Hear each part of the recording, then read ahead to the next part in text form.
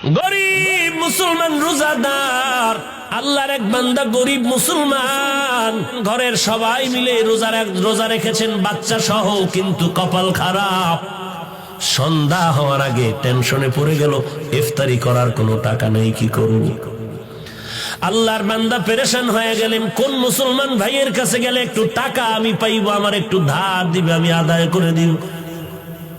চিন্তা করে দেখলো, হ্যাঁ আমার এক বন্ধু মুসলমান আছে, তার কাছে যাই।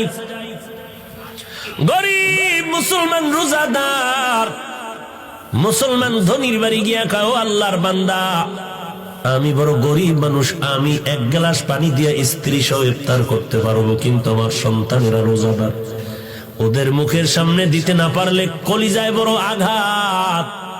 তো কি হয়েছে? বলে, আমারে কিছু টাকা যদি আপনি ধার দেন, আমি ইফতারির আয়োজন করব, আমাকে একটু সময় দিলে আমি আপনার টাকা আমার পরে আদায় করে দিব।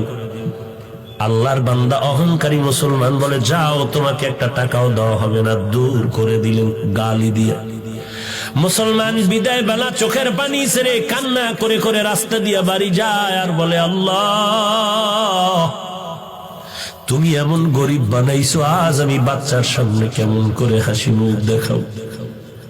ইফতারি করার কোন আয়োজন নাই, আমি তো এক গ্লাস পানি দিয়ে আমার স্ত্রীর নিয়ে ইফতারি করতে পারবো, কিন্তু বাচ্চাগুলোরে কিছু না দিলে তো আমি কষ্ট পাবো। আল্লাহর বান্দা চোখের পানি ছেড়ে কান্না করে আর বাড়ির দিকে আগায়। হঠাৎ করে একটা বিধর্মীর সাথে মোলাকাত হয়ে গেল। বিধর্মী ভাই ডাক দিয়া কয়, মুসলমান ভাই কেন কাঁদো? বলে, তুমি শুনে লাভ? বলে, হ্যাঁ বলো। বলে, এই হালাত আমার মুসলমান ভাই টাকা দেয় নাই। দেয় নাই তো ভালো, কিন্তু গালাগালি করে ধমক দিয়া কত বাজে কথা বলে তারাই দিয়েছে। বিধর্মী আল্লাহর বান্দা বলে, যদি মনে কোনো কষ্ট না নাও, আমি তোমার ইফতারির টাকা দিব, পারলে তুমি আমাকে দিয়ে দিও, না পারলে কোনো দাবি নেই, যাও তুমি টাকা নিয়ে যাও। লোকটা চিন্তায় পড়ে গেল, আমি কি করব? কিন্তু নিরুপায় হইয়া যখন বিধর্মী রিকোয়েস্টে টাকা নিয়ে ইফতারির আয়োজন করলো, সন্ধ্যাবেলা ইফতারির সময় বাচ্চাদের নিয়ে মোনাজাত করলো, হে আল্লাহ,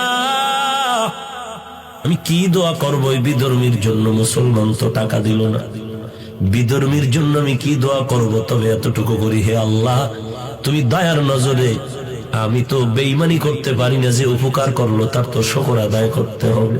আমি এতটুকু দোয়া করি, তুমি তার সিনার মধ্যে হেদায়েতের নূর দান করে দিও।